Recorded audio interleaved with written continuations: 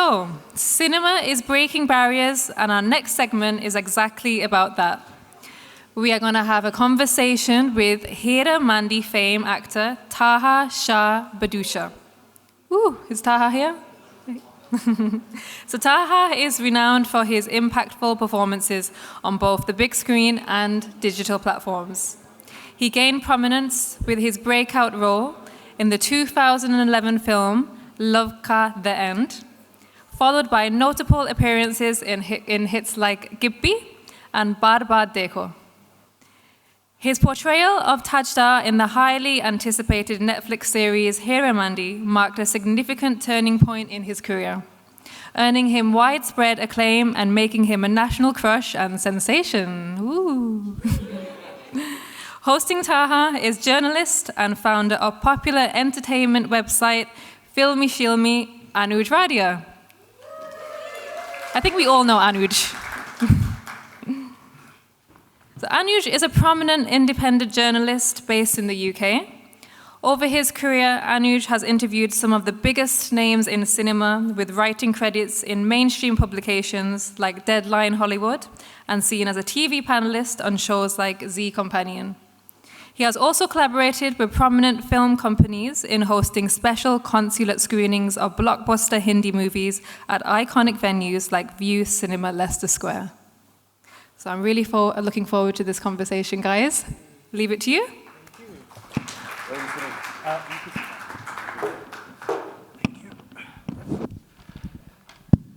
Okay, ladies and gentlemen, well, Dina, thank you so much for that wonderful introduction. And please, can we give Taha Shah Badussha a round of applause? Okay, so... Thank you, Anuj. Okay, so Taha, congratulations firstly on Heeramandi, and welcome to you to the first film conclave here at India Week in London. I know this is a bit of a basic question, but I think it would be really good to get your insights actually and a bit more of a personal take on it. What impact has doing this series... Before that, though, yes, I would like to thank Prateek and you and Aman, my team, who have managed to get me over here, Shafali, Utkarsh. Thank you, India Week, for giving me this opportunity. It's such an honor to be here tonight, or rather, today afternoon, rather. So thank you, very excited to be here. London has given me a lot of love. Today, I have received so much love. Thank you for that. I really appreciate it, really value it. So again, thank you, India Week. Thank you, Prateek. Thank you, Anuj. Oh, the pleasure is all ours. Okay, so as I was saying earlier, what impact has obviously doing the series with a leading streaming platform like Netflix and of course a magnum opus filmmaker like Sanjay Leela Bhansali, what impact has it had on you professionally and personally? Well, professionally, you can see, right? I think it's definitely given me a rebirth, both in my career trajectory and as an actor. Netflix and Mr. Bhansali have created such an opulent, incredible show that transcends borders and has touched so many people's hearts. So being part of it, first of all, was an incredible honor because how I worked up, or how fate worked its way to get me to the lead role was completely just the stars aligning and my mother's prayers. So yes, personally, my family is very proud. After 15 years of hustling, and you've been there for quite a few years for that, he's always supported me. It's been an uphill battle all the time, but my family and my friend Tushar, who stuck by me through and through for so many, many years, a big thank you to him. But yes, again, everybody's proud. I'm so happy that my family is proud. I'm a Gulf kid. Gulf is proud. And I'm an outsider, so the outsiders are proud. So thank you, thank you, thank you. We all are, you know, it's a win for all of us. So professionally and personally, both things are just right now peaking. Correct. No, absolutely. And I think definitely your endeavors have paid off for sure. But look, at India Week, we've been reflecting on, India's global impact across various sectors, of course, being the film conclave here today, there is an onus on entertainment. But what do you think it is about Heeramandi, a historical content like that, which makes it so appealing not just to the diaspora audiences, but also to the international viewers as well? It's the opulence, it's the beauty, it's a vision that only Mr. Bhansali has. And I think what's appealing to the international audience is that it's an incredible period series, but it has an incredible mixture of drama, romance, nationalism, fighting for oppression, inequality towards women, how women fight back, scandals. So I guess it has a mix of a lot of things which is happening, which excites the viewer, and more than that, I just think that there's such incredibly beautifully hot women in that, right? So who doesn't want to watch it? Right. Yeah, I mean, I think I didn't even think of it that way, but hey, yeah, sure. But I think, look, it's quite interesting that we're having this discussion about the history side of, content that is really popular. I mean, obviously, on the OTT space, on Netflix, Bridgerton is very popular.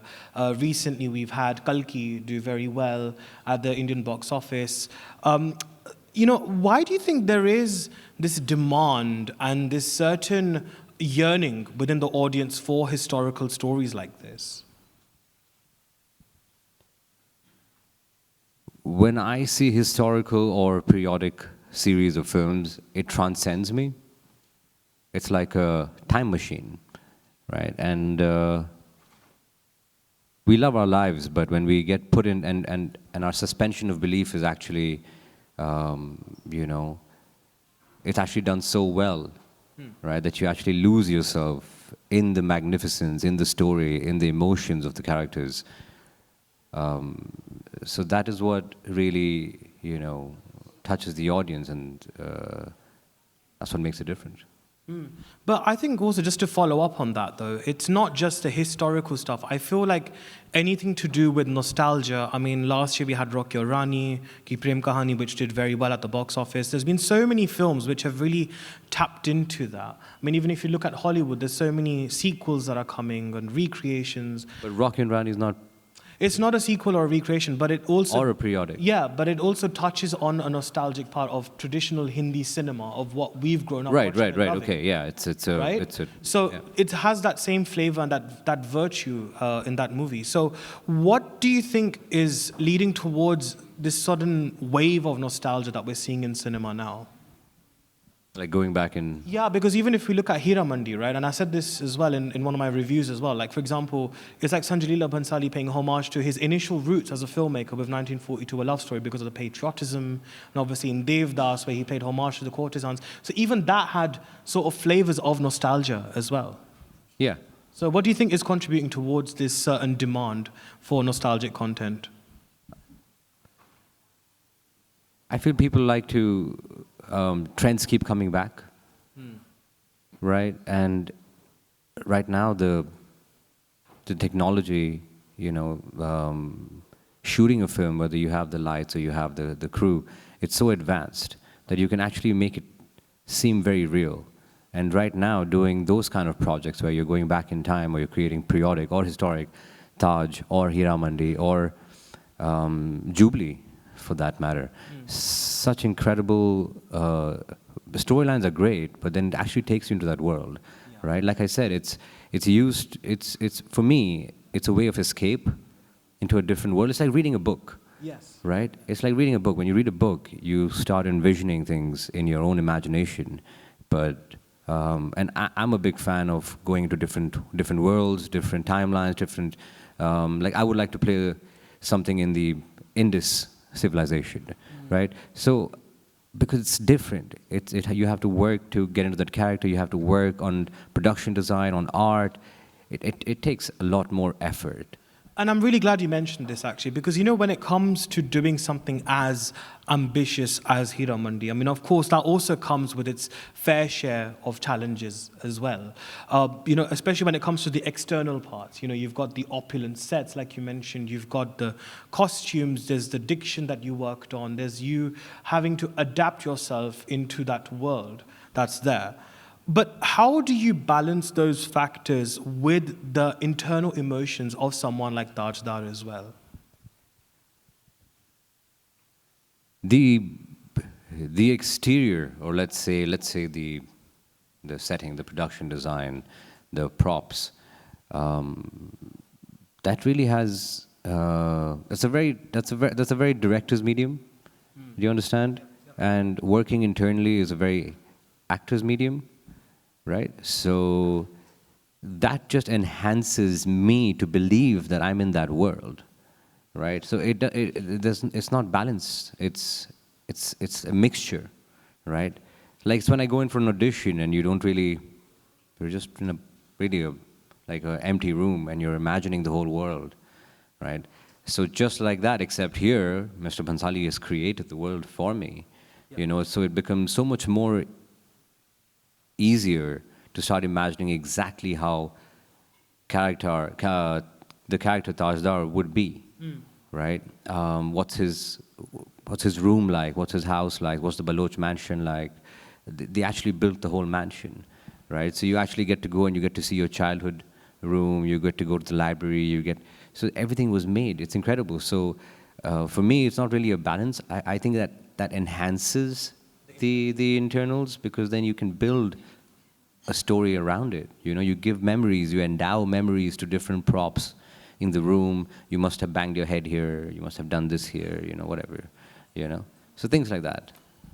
Yeah, I mean, it's so fascinating, isn't it?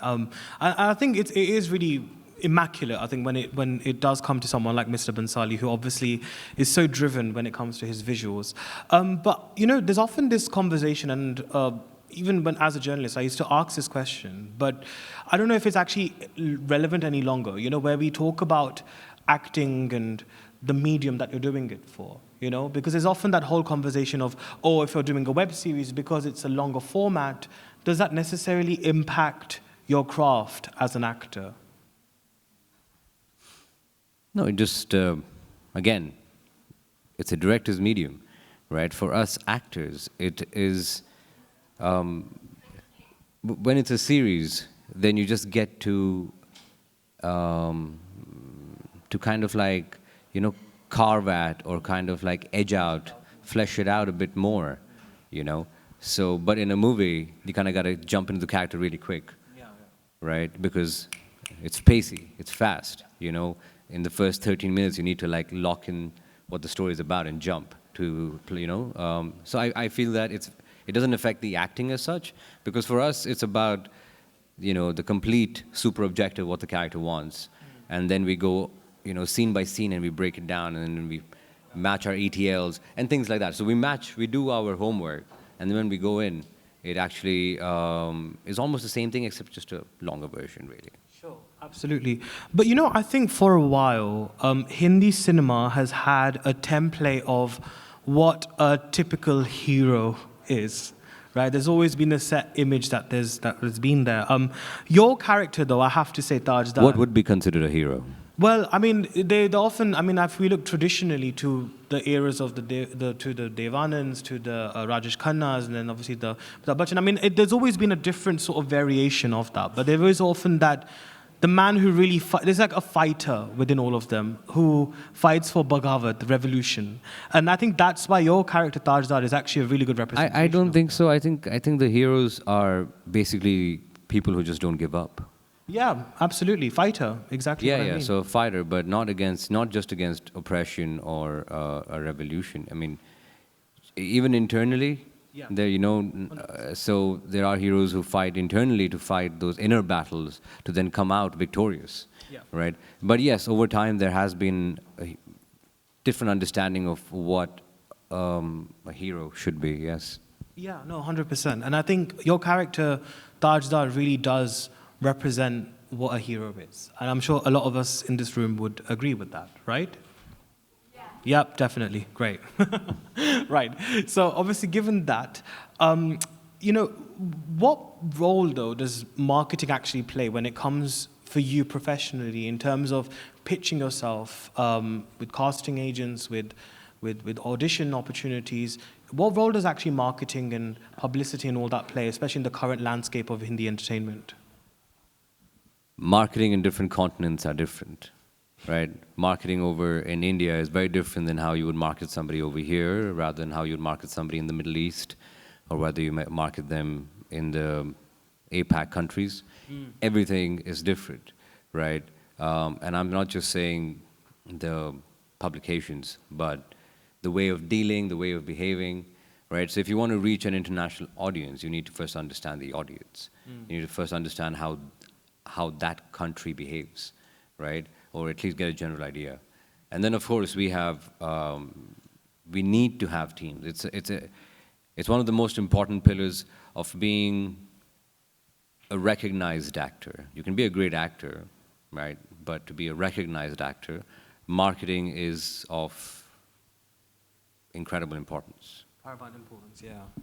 No, definitely, 100%. But look, I think the rise of digital platforms provided accessible entertainment at a time when the world was, and to an extent still is, going through a very difficult time. The pandemic is still ongoing, as we know. But I think if we look back in the 2020, 2021 era, that was definitely the peak for OTT platforms, for sure. But now that cinemas have somewhat opened up again, and you know, with films like Jawan last year doing so well, and so many other films, you know, grossing, getting back on the 100 crore bandwagon again, do you feel like the impact, rather, the sort of effectivity of OTT has somewhat reduced because of the fact that cinemas have opened up again? What is reduced? Reduced in a sense where people are now opting more for the cinema experience again because they lacked out on that because of the pandemic. OTT and cinema are two different worlds altogether. You go to a cinema to have an experience. You watch OTT because you have free time, right? So we have free time, we watch, and it's easier. We can travel around, you know, we can watch it. It's easy accessible. You don't have to go out, take your family, get popcorn. I mean, it's not a ritual, right? So when people go to cinemas right now, at least, it's either because it's very different content and we require different content to attract different people and different mindsets, right? Or really big films like Kalki, right? Really massive films, right? Then that becomes an experience for people to go out there, right? Rather, OTT has actually benefited you know, filmmakers who are not as established as yet. Or actors, for example. I mean, OTT platform has helped me, right? So I believe that, if anything, people love both. I love the cinema. I grew up on cinemas. I love it. I love the experience. That's the only place that gives me peace. All right, it's like a meditation center for me, right? So therapeutic, right? Yeah, it's therapeutic for sure. So yeah, I don't think that they're two different worlds. And in fact, I'm just saying that OTT has helped filmmakers, and that's a great thing. It's a great. No, you're very right. I agree with you. And I think it is really wonderful to see talents like that really flourish and become household names. Thank you. Because of that. But look, I think also your journey has definitely been very inspiring and very incredible. I mean, you've worked with big banners in Hindi cinema, like Dharma Productions, like Yash Raj Films, XL Entertainment as well. It's taken you years, Taha, to break through. And I know you've spoken a lot, especially in the press that you've been doing, about this journey. But I think if the Taha of today sat here with me right now, looked back at the younger self, what would be that advice he would give to him?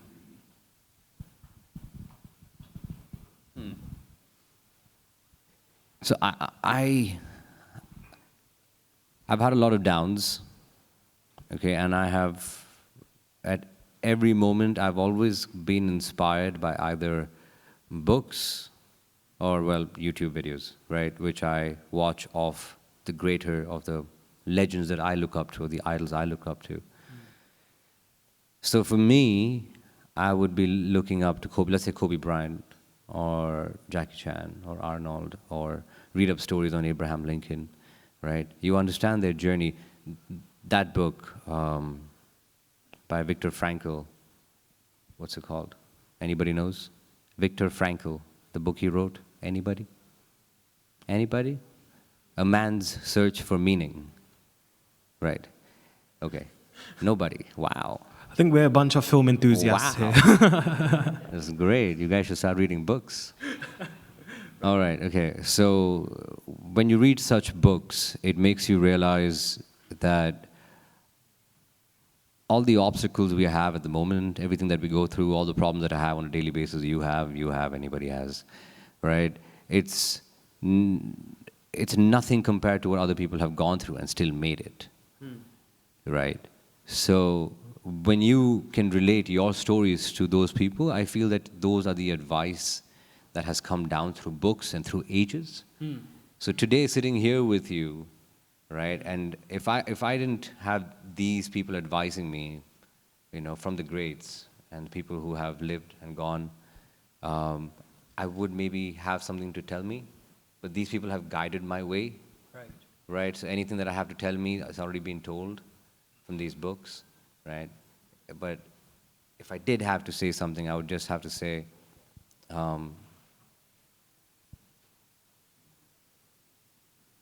respect people who are close to you, love you, right? And your why should be much bigger than what you, many people hope to become famous and rich and things, but they forget to work for the craft of acting, the art of acting, or whatever the craft is. So I would just say, like, invest all what you got into learning the craft, and just keep, and live day by day. Sometimes I would always live in the future. So now I would just say, work your hardest in that day, and then sleep well. You should sleep with a happy mind, that, and I think that's my daily goal, to sleep with a mind that says, you've done everything you possibly could in this day, right? And so yeah, that's what I would advise my baby self. Oh, that's wonderful. That was really lovely to hear. But I think I want to follow up on what I asked you earlier. And like you rightfully mentioned, how marketing differs in different sort of countries, and the sort of people that are there, you have to tap into that. But obviously from when you began, back in like 2011 with Love Ka the End, things have changed significantly in India.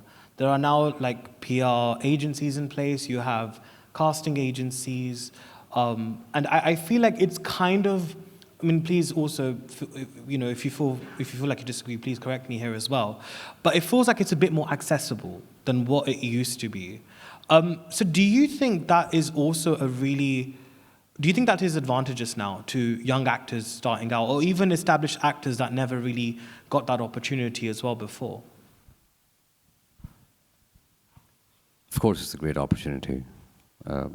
You get to reach more people, you have to reach more people. And accessible as well. And it's easier accessible. I mean, the world is connected, so yeah, definitely, things are much more accessible. It just depends on, if you're asking me, will it help? It will help, but in the right time. Sometimes people like to do PR before the work, right? So it would always be good to first do the hustle, work hard, get something to show for it, and then put yourself out there. So yeah, it just depends on the time you use it. Okay.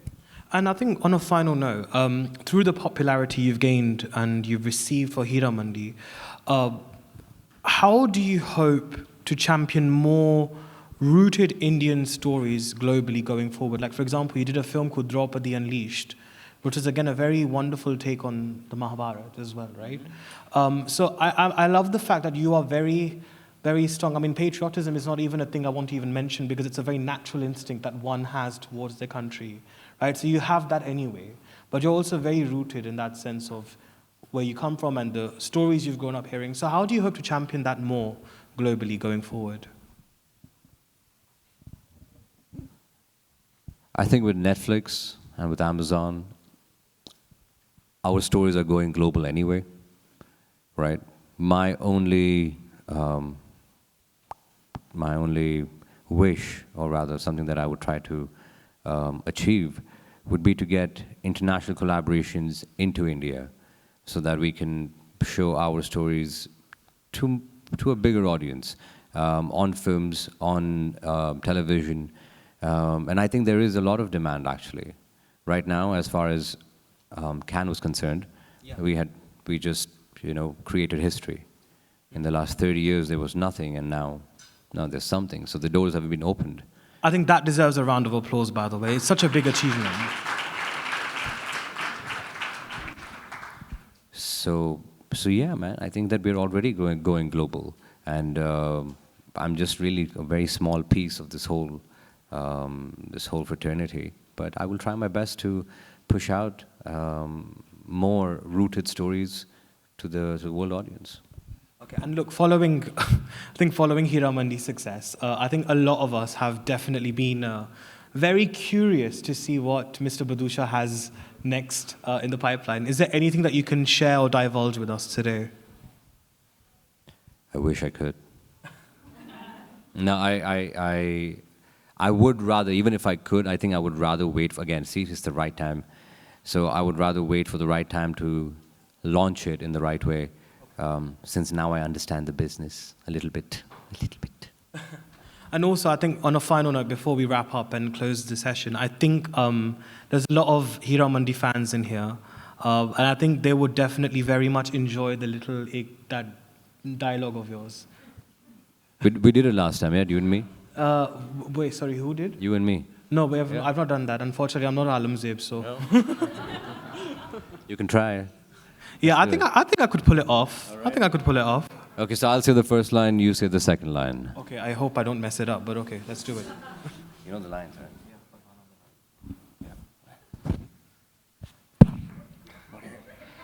You start, no? You know it. No, you started. No, do you know it? I do know it. You know it? Yes. He knows it. All right. Are we looking at each other and doing this? Yes. This is weird as hell, bro. It's not weird as hell. We live in a very gender-fluid world, and LGBTQIA rights are the pro. So there's nothing weird at all about it. Give me a kiss. I'm not used to it. Okay, but let's do it. Let's do it. Go. All right, ready? Start. एक बार देख लीजिए. दीवाना बना दीजिए. जलने को है तैयार हम. परवाना बना दीजिए. All right. That's it. Thank you. Heard this song repeat like 100 times. But no, look. Thank you so much, Taha, for joining us at the Film Conclave. It's been such a pleasure having you, and congratulations and well done for being such an inspiration and a trailblazer in your craft. Thank you so much for joining us. Thank you, Ladies and gentlemen, Taha Shah Badussha.